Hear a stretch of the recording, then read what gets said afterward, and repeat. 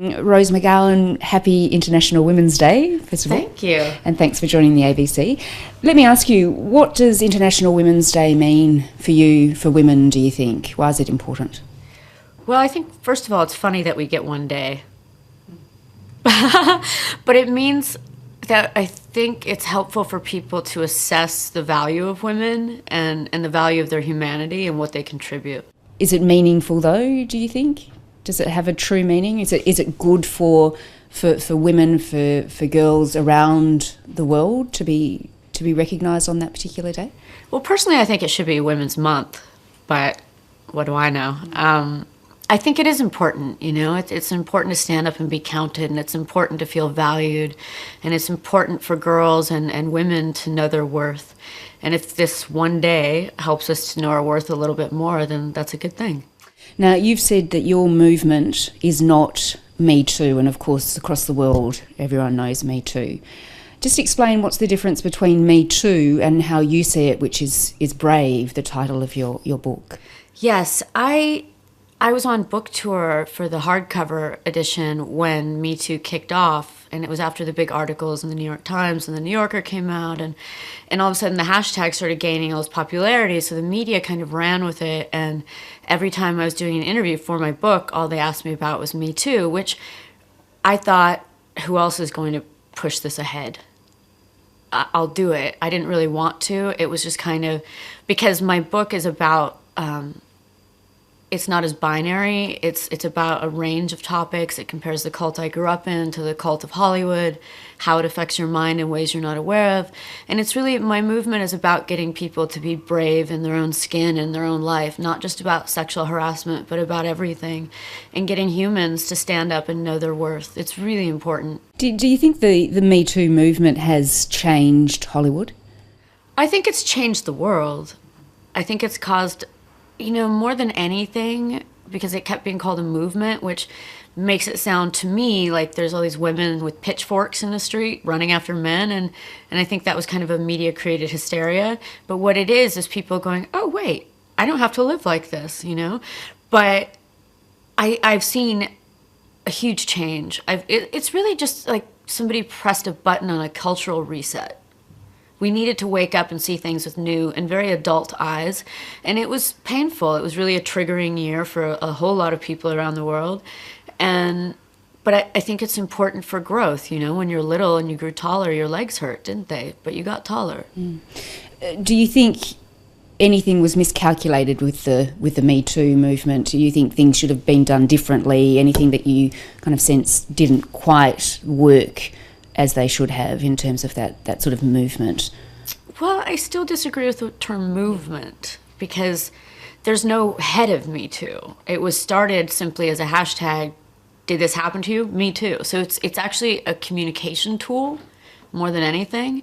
And the thing is that women and men rising up against abuse of power is really what, you know, inherently people are scared of. And anytime you rock the power structure, they push back. They don't really like it very much. And I'm against abuse of power in all forms. It's never happened before in history. So could things have been done differently? Sure, but there's no one figurehead of this thing, you know what I mean? It's everybody who's ever been hurt. So I don't think there was a singular voice. I think mine was the most heard voice. But it was just like, okay, let's roll up our sleeves and get to work. Are there things that we could have been doing differently? I think the onus in that case is on the media. How is the Me Too movement, or the bravery, going to fix that women are too scared to speak out because it could destroy their lives, their livelihoods? I guess you have to see how much your life was destroyed before. You know, for me, in my case, I was stolen. My career was stolen. It looks, you know, on the surface like I had this grand career, but I was on a very different trajectory when I was assaulted. One that probably would have won me Oscars, right? And instead I wound up on a show talking about leprechauns, which I was very happy for the job because I couldn't get a job in film anymore, and that was a television show. I do think when people speak out, it's really dangerous. It's just an integrity thing, but it's also, you know, it's in the minute ways of sexism and and power abuse. One of the things I like to do is when someone says something that's kind of egregious or just momentarily gives you pause, I just simply smile at them and say, oh, why would you say that? And then they have to do the work and figure it out for themselves where they're coming from with that, you know? But as far as attack goes, it's kind of a lose-lose situation. And it does take someone who's going to burst through the atmosphere and to say, I don't care. For me, I knew I was, you know, I don't have a Hollywood career now. Hollywood's terrified of me. How does that make you feel that that career's gone for you now, finished? It's sad. It's sad, you know. It's a shame because I'm a really good actress and I'm a great director. It's a pity, you know, that's the trade-off. I had to sell my house to pay legal fees. The only thing I own outright in my life right now is a car and some cemetery plots, believe it or not.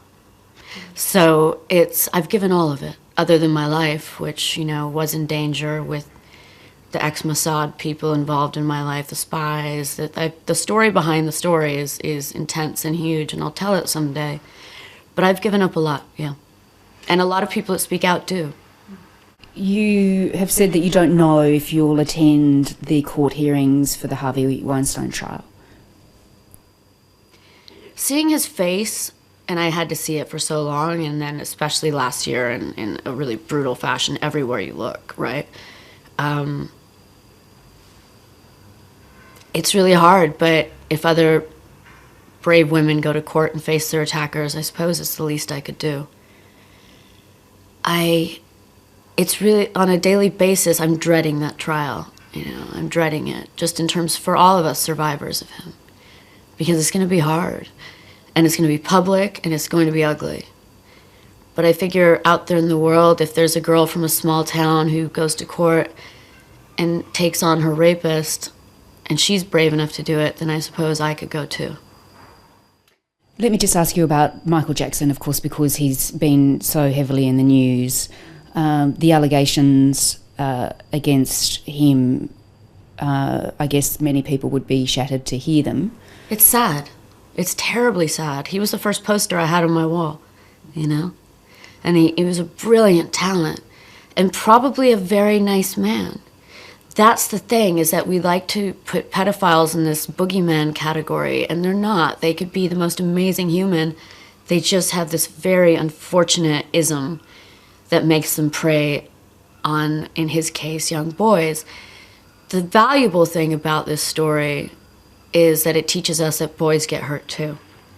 And there should be a place in a public forum to have a more nuanced conversation about that. I accidentally worked with a pedophile. I had no idea. No one told me, but everybody knew, apparently. My agents, managers, lawyers, they knew. But I didn't find out until the middle of filming, until someone brought flyers saying this man is a rapist, a pedophile, get him off our street. And the director just told me, oh, he's just mad because we didn't hire him for the set. So you never know who is and who's not. You don't know. And to all of his fans, of which I count myself, and his poor family, it's terrible, but he did this. What would be your message, just lastly, for women and girls, I think particularly on International Women's Day? Know your worth. One of the things that I did growing up was I would try to imitate what I thought would be the best version of me.